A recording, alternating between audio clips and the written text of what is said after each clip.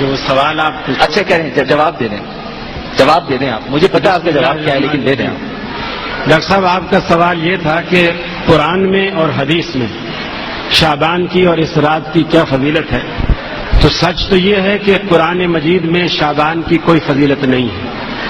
یہ فضیلت حدیث میں موجود ہے،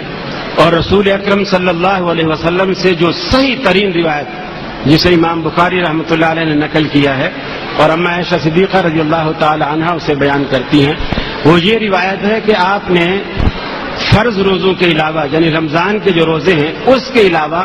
کسی بھی مہینے کے اتنے کثرت سے روزے نہیں رکھے جتنے کے شعبان کے رکھے ہیں، اور اتنے کثرت سے رکھے کہ آپ نے پورا مہینہ رکھے، صرف رمضان سے چند دن پہلے یعنی 4-5 دن پہلے آپ گن لیں، وہ آپ نے چھوڑے تاکہ رمضان کے لیے پھر مستعد ہو جائیں، رمضان کے لیے تیار ہو جائیں۔ رہی اس رات کی فضیلت،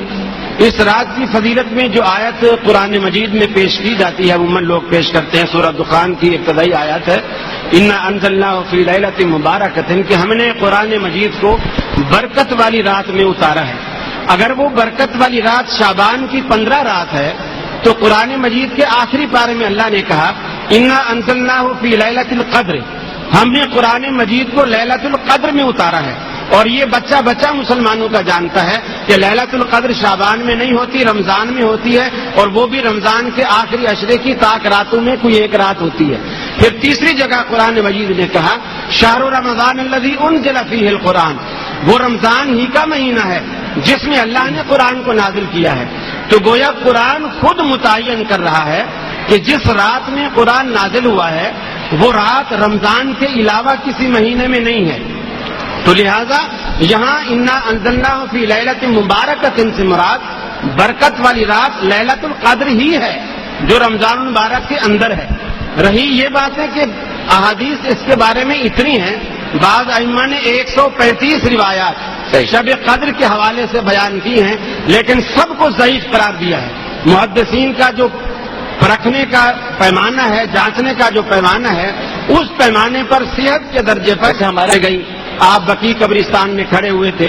اب آپ خود بتائیے ڈاکٹر صاحب، پہلی بات تو یہ کہ امام ترمذی رحمۃ اللہ علیہ نے خود اس روایت کو بیان کرنے کے بعد کہا یہ روایت صحیح نہیں۔ محدث جو بیان کر رہا ہے، جب آپ اس کی بات بیان کر رہے ہو تو اس بات کی حقیقت جو اس نے بتائی ہے وہ بھی بیان کی جانی چاہیے۔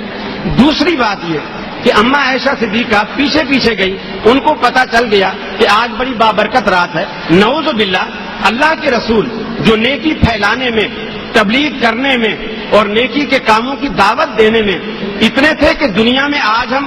ان کی کوئی نظیر پیش ہی نہیں کر سکتے، اور قرآن نے بھی یہی کہا کہ یا ایھا الرسول بلغ ما انزل الیک، اے حبیب جو کچھ ہم نے آپ تک پہنچایا ہے اسے آپ امت تک پہنچا دیجیے، وَإِن لَّمْ تَفْعَلْ فَمَا بَلَّغْتَ رِسَالَتَهْ، اگر آپ نے ایسا نہ کیا تو ہم یہ سمجھیں گے آپ نے اپنی رسالت کا حق ادا نہیں کیا، حالانکہ آپ حق ادا کر کے گئے ہیں۔ یہ کیسی بابرکت رات تھی کہ آپ خاموشی سے اٹھے، حجرے سے نکلے، خاموشی سے دروازہ کھولا، خاموشی سے قبرستان چلے گئے، نہ بیگم کو بتایا، نہ ازواج مطہرات کو بتایا، نہ صحابہ کو جگایا۔ اگر یہ عبادت والی رات تھی تو نعوذ باللہ آپ نے بخل کیا